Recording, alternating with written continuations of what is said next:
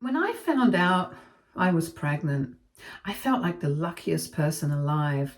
Marcus and I had been trying for so long, and when that positive test came back, it was like a dream come true. We couldn't wait to share the news. Our families were thrilled. Well, most of them were. The only person who didn't seem all that excited was my sister-in-law, Marcia. Marsha and I never really got along. She was the kind of person who always made little comments that felt meaner than funny. She'd say things like, "Wow, you're brave to wear that," or "I don't know how you two make it work, but good for you." It was always something. Marcus would just shrug it off and say things like, "That's Marsha. She doesn't mean anything by it." So I tried to let it go and not let her get to me. During my pregnancy, though, Marsha's comments started to feel different, worse somehow. She'd make weird jokes about how Marcus and I weren't alike and how it would be funny if Perry didn't take after him. I didn't say anything because I didn't want to start drama, but deep down, it hurt. I tried to convince myself I was overthinking it and that she was just being her usual self.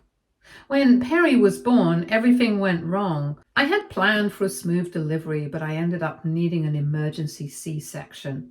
After that, I had complications and had to stay in the ICU for a few days. It was one of the hardest things I've ever been through. I felt so weak and scared, worrying about whether I'd be okay for Perry and Marcus. While I was in the hospital recovering, Marcus told me something that turned my world upside down. He said Marcia had told him he should get a DNA test for Perry. She brought it up while I was still in surgery. Apparently, she said something like, "You never know these days. It's better to check and be sure." Marcus said he told her to stop and that he trusted me completely. He didn't even think twice about it, but he felt I should know what she said. I couldn't believe it. I was lying in a hospital bed, barely able to sit up, and Marcia was out there suggesting that Perry might not even be Marcus's child. I felt humiliated and hurt. There was no reason for her to say that. I had never done anything to make anyone question my faithfulness.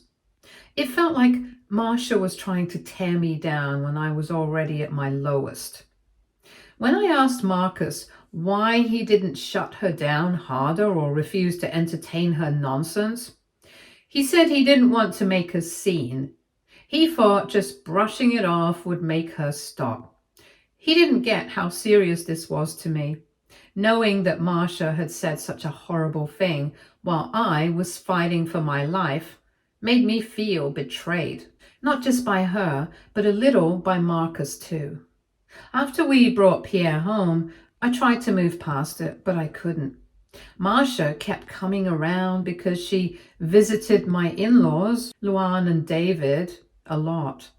Every time I saw her, it was like a fresh wound reopening. I kept thinking about her laughing to herself, maybe even telling other people that Marcus needed to check if Perry was really his. I felt sick every time I imagined her holding my baby or pretending to care about us. What made it worse was when Marcia found out I was upset. Instead of apologizing, she made a joke out of it. She started telling people I was being hormonal and overreacting. She called me a behind my back and said I needed to lighten up. She acted like her DNA comment was no big deal, like I was the one blowing it out of proportion. I heard all of this from family members who thought I should know what Marcia was saying about me. Every word felt like another slap in the face. Marcia didn't just say something hurtful. She doubled down on it. She painted herself as the victim, like I was the one picking on her. Even at family gatherings, she wouldn't stop. She'd make these little comments like, "Wow, Perry's so cute, but she doesn't really look like Marcus, does she?" Then she'd laugh like it was the funniest thing in the world. I knew she was doing it on purpose to push my buttons, and it worked. I couldn't hide how angry I was. I started avoiding family events just so I wouldn't have to see her. Marcus tried to talk to her, but it didn't make much of a difference. He told her to stop bringing up the DNA test and to quit making jokes about Perry's looks. But Marcia didn't care. She just kept saying I was overreacting and that she didn't mean anything by it. It was like nothing I felt mattered to her. I couldn't understand how someone could be so cruel. I had just gone through a traumatic birth, and instead of supporting me, Marcia tried to tear me down. And when I got upset, she made fun of me for it. It felt like no one fully understood how much it hurt. Even Marcus, who tried to defend me, didn't seem to grasp how deeply it affected me. Marcia turned the whole family into a minefield for me. Anytime there was a get-together, I had to worry about whether she'd be there and what new comments she'd make. Even when she wasn't around, I'd think about what she might be saying about me behind my back. It was exhausting. Luann and David didn't get involved much and made me feel even more isolated. Luann told Marcia to drop it once, but it didn't feel like enough. I wanted someone to tell Marcia that what she did was wrong, that she crossed a line. Instead, it felt like everyone was just brushing it off. The whole thing changed how I saw Marcia.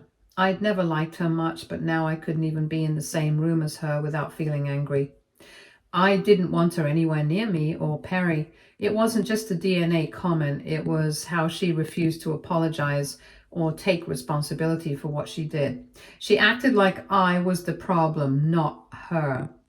Today, Marcia called me out of the blue. I hadn't spoken to her in a long time, and honestly, I wasn't expecting to ever hear from her again.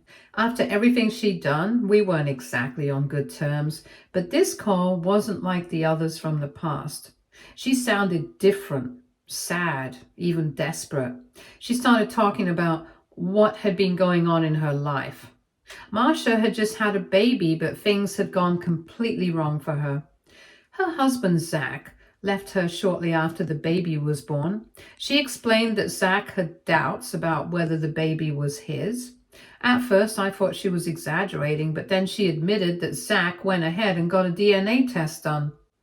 The test proved the baby wasn't his. Hearing her admit that felt like something out of a movie. This was the same woman who had once told my husband to test our baby because you can never be too sure.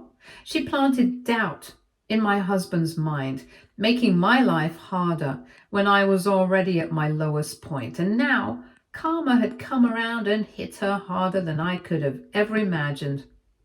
After the test results came back, Zach didn't stick around to argue. He packed his bags and left her. Marcia was left alone with a newborn and no support. She told me the rest of the family had turned their backs on her too. Luann and David didn't want her to stay with them, and no one else in the family wanted to help either. Then she asked if she and her baby could move in with us. When I heard her say that, I froze. This woman had treated me like dirt for years. She made my life miserable after Perry was born, throwing around accusations and jokes at my expense. She called me names and made me feel like I wasn't good enough for Marcus. Now, she wanted me to let her into my home and help her. At first, all I could feel was anger. How dare she ask me for help after everything she did? She never apologized for the things she said or the pain she caused. She never tried to make things right. She just went on with her life like nothing had happened. And now that she was in trouble, she wanted me to bail her out. But then I started thinking about her baby. None of this was the baby's fault. It wasn't fair for the child to suffer because of Marcia's mistakes. No matter how much I disliked Marcia, I couldn't ignore the fact that there was an innocent baby involved. At the same time, I had to think about my own family. Marcus and I had worked so hard to create a stable, happy home for Perry. Things were finally starting to feel normal again after all the drama Marcia caused. Letting her move in felt like inviting chaos back into our lives. I didn't trust her, and I wasn't sure I ever could. Marcus wasn't thrilled about the idea either. He was angry at Marcia for the way she treated me and didn't think she deserved our help. But he also felt bad for her. She was his sister. And no matter how awful she'd been, he didn't want to see her completely alone. I went back and forth in my head trying to figure out what to do. On one hand, Marcia created this mess for herself. She lied to her husband, and now she was dealing with the consequences. She didn't deserve sympathy for that. On the other hand, how could I turn her away when she was clearly at her lowest point? I also couldn't shake the feeling that her apology wasn't genuine. She said she was sorry for everything, but it felt more like she was saying what she thought I wanted to hear. It didn't feel real, and I couldn't bring myself to believe her. I wondered if she'd really changed or if she'd go back to her old ways the moment she got back on her feet. Marcia had always been quick to judge others and tear people down. What would happen if I let her move in? Would she treat me with any respect, or would she just take advantage of my kindness? I tried to focus on the facts. Marcia had burned all her bridges. Zach was gone, and the family wasn't willing to help her. She had no one else to turn to, which was why she came to me. But that wasn't my fault. She had put herself in this situation. It wasn't my responsibility to fix it for her. Still, I couldn't stop thinking about the baby. As much as I didn't want Marcia in my life, I felt bad for the child. Turning her away felt like punishing an innocent baby for something that wasn't their fault. But letting her move in felt like inviting trouble into my home. The whole situation has left me feeling torn. I don't want to be the kind of person who turns away someone in need, but I also don't want to put my family at risk. Marcia has caused so much pain in the past, and I'm not sure I'm ready to forgive her. Now I'm stuck trying to figure out what to do. No matter what I decide, it feels like the wrong choice. AITA for not wanting to let my sister-in-law move in, even though she says she has nowhere else to go. Update 1. After a lot of back and forth, Marcus and I decided to let Marcia move into the apartment we'd bought a few years ago. Originally, it was meant to be a rental property to give us extra income.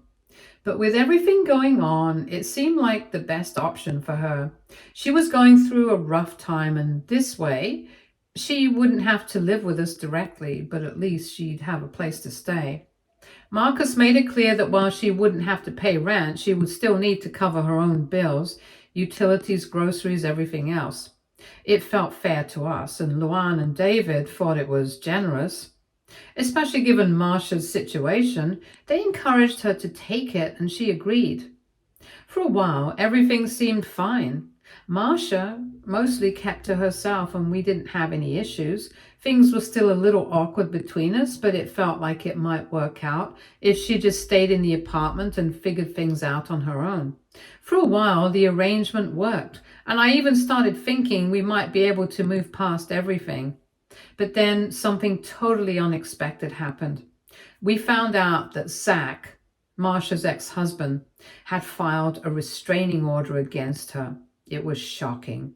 For months, Marcia had been regularly calling family members, staying in touch with everyone, and then suddenly no one had heard from her. And this news caught us all off guard.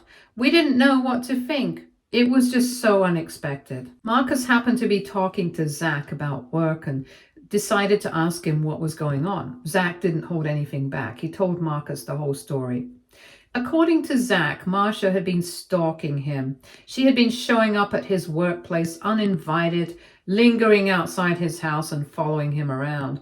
It wasn't a one-off thing. It had been going on for weeks.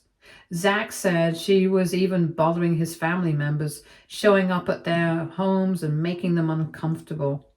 When Zach confronted Marcia, she broke down. She begged him to come back and told him she loved him and said she'd made a huge mistake. She promised she'd do anything to fix things between them. She wanted him back, and she couldn't stand the thought of him being with someone else. But Zach was clear about what he wanted. He told her he didn't want to get back together. He reminded her of the affair, which was obviously a deal breaker for him. He told her he was done and nothing would change that. Marcia didn't listen. She kept following him, showing up wherever he was and calling him nonstop. She went as far as calling his immediate and extended family. It got so bad that Zach had no choice but to file for a restraining order. He needed her to leave him alone and let him move on. When Marcus found out, he immediately told Luann and David. They were shocked and disappointed. At first, they didn't know how to react, but eventually they decided to confront Marcia about it. When they asked her about the restraining order, Marcia denied everything. She claimed Zach was lying, that it wasn't true, and that he was making it all up. But no one believed her. It didn't add up. If Zach had gone through the trouble of filing a restraining order, something had to have happened. Luann asked her flat out why Zach would go to such lengths if nothing had happened. Marcia didn't have an answer. She just sat there in silence. After that conversation, no one in the family spoke to her. It was clear she'd made some big mistakes and no one was willing to take her side anymore. She was still living in the apartment, but her relationship with the family was clearly falling apart. Marcia kept trying to reach out, calling everyone in the family multiple times, but no one answered. Her calls went ignored and no one was willing to engage. She had burned too many bridges and now she was completely on her own. At first, I felt bad for her. She was clearly struggling and seemed to have no one left, but at the same time, I knew she'd put herself in this situation. She was the one who made those choices and pushed everyone away. It wasn't up to us to fix things for her. Marcus and I decided to stay a little distant from the situation. We wanted to make sure everything was okay with her living in the apartment, but we didn't want to get too involved. We hoped Marcia would eventually face the reality of what she'd done and try to change her behavior. But as time went on, things only seemed to be getting worse. No one in the family was speaking to her. She kept calling, but no one would pick up, and it was clear that her actions had pushed everyone away, and now she was facing the consequences of her behavior. I tried to stay out of it. I didn't want to be the one to fix things for Marcia, especially after everything she'd done. It was heartbreaking to see her struggling, but she needed to take responsibility for her actions. As much as Marcus wanted to help her, he knew that she had to want to change first. She couldn't expect anyone to fix things for her if she wasn't willing to put in the effort herself. I'm not sure where things will go from here. Marcia is still living in the apartment, but the tension with the family is higher than ever. No one knows what to do next, and no one seems to want to get involved. Marcus and I are just waiting to see whether things improve or get worse. At this point, I'm not sure what more we can do. We gave her a chance and now it's up to her to make things right. Until she takes responsibility for her actions, I don't think anything will change. Update 2. Recently, we had a family dinner at Luann and David's place. It was a bit of a strange situation because things had been awkward with Marcia for a while, but we were trying to keep the peace. However, as soon as she arrived, we knew something was off. Marcia was nearly 2 hours late. We'd all been sitting around chatting and waiting, but she wasn't usually that late, especially for something like a family dinner. When she finally walked in, it was clear that something was wrong. She did not look like herself, and Marcia has always been the type to make sure she looks her best, from her clothing to her hair. But that night she appeared different. Her hair was messy and her clothes did not look like something she would normally wear. She looked disoriented, as if she was somewhere else mentally. Everyone at the table knew something wasn't quite right. A little while after Marcia finally showed up, David's friend Martin arrived. Now, this was strange. David hadn't told anyone he was inviting Martin. We were all a little confused, but we didn't think too much of it at first. Maybe he had just decided to bring him along at the last minute, but the timing felt odd, and the whole vibe in the room had already changed with Marcia's weird arrival. Marcia went upstairs to put her daughter Zola to bed. A few minutes later, she came down, and that's when things got even weirder. She walked straight over to Martin, kissed him on the lips, and introduced him to everyone. It felt like the air got sucked out of the room. We were all sitting there staring at them, Marcia acting like nothing was wrong, and the way she casually introduced Martin made everything feel so strange. She told us, "Of course you guys know him as Dad's friend, but what you don't know is that he's also Zola's daddy." Everyone froze. We didn't know what to say. David looked completely shocked, and so did everyone else. Marcia just stood there completely casual, like this was normal. The tension in the room was so thick, you could cut it with a knife. David was the first to speak, but honestly, he looked like he was about to lose it. He was so angry, I thought he might actually punch Martin. Marcus had to jump in and stop him from doing anything. David asked Martin a million questions, trying to figure out what was going on and how long this had been happening, and why he hadn't told anyone. Martin seemed pretty calm about the whole thing. He didn't seem to be worried about the shock he just caused. He didn't answer many of David's questions, just sort of shrugged and said that everything was fine. Then Marcia dropped another bombshell. She casually told us that she wouldn't need the apartment anymore because she'd be moving in with Martin at his family home. It was like she was just letting everyone know about her new life. And that was that. No warning, no discussion. She seemed so sure about everything, like she had it all figured out, and the rest of us were just supposed to accept it. Luan, still trying to process everything, asked Martin about his wife. Martin didn't seem uncomfortable at all. He told us that he and his wife were already separated and they were going through a divorce. It didn't seem to faze him at all, but the rest of us, it felt like everything had just turned upside down. The rest of the evening was awkward. Everyone was trying to process what had just happened, and no one knew how to react. It was hard to understand how Marcia had gotten to this point. She used to be so different, so put together, but now it was like she had completely lost touch with reality. A few days after the dinner, Luan and David called me and Marcus over to their house. They asked us to come, but they told Marcia to leave Martin out of it this time. It was clear they wanted to talk to her alone. We went over unsure of what to expect. When we got there, things didn't start off well. Luan and David were both really upset. They sat her down and started talking about her relationship with Martin. They asked her if she knew what she was doing, if she understood the consequences of being with someone twice her age, especially when his kids were older than she was. Luan kept asking her why she was making these decisions, and it was clear she didn't agree with Marcia's choice. Marcia, though, was convinced that everything would be fine. She said that she was sure about her decision and everything would work out once Martin's divorce was final. She seemed so certain of herself, but the rest of us couldn't understand how she could be so sure. David and Luan kept trying to get through to her, but Marcia wouldn't listen. She wasn't angry or defensive. She just kept repeating that everything would work out and that she was happy with her decision and no one needed to worry about her. It was clear that no matter what anyone said, she wasn't going to change her mind. The whole conversation felt like a dead end. We all tried to explain our concerns, but Marcia didn't seem to care. It was like she had already made up her mind and nothing was going to make her see things differently. At one point, I felt like I didn't even know who she was anymore. It was hard to imagine the Marcia we knew now being the same person who used to care so much about her family and her future. No one really knows how to react to all this. It's so out of character for Marcia, and it's hard to understand how she ended up here. I think everyone in the family is still in shock.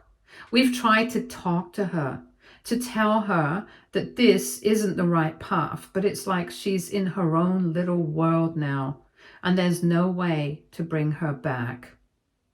Update 3. It's been a strange couple of months and things with Marcia and Martin have only become more complicated. I don't know what to think anymore, honestly. Everyone's just feeling so confused and uncomfortable about everything. The situation keeps getting messier, and the more we try to make sense of it, the more questions pop up.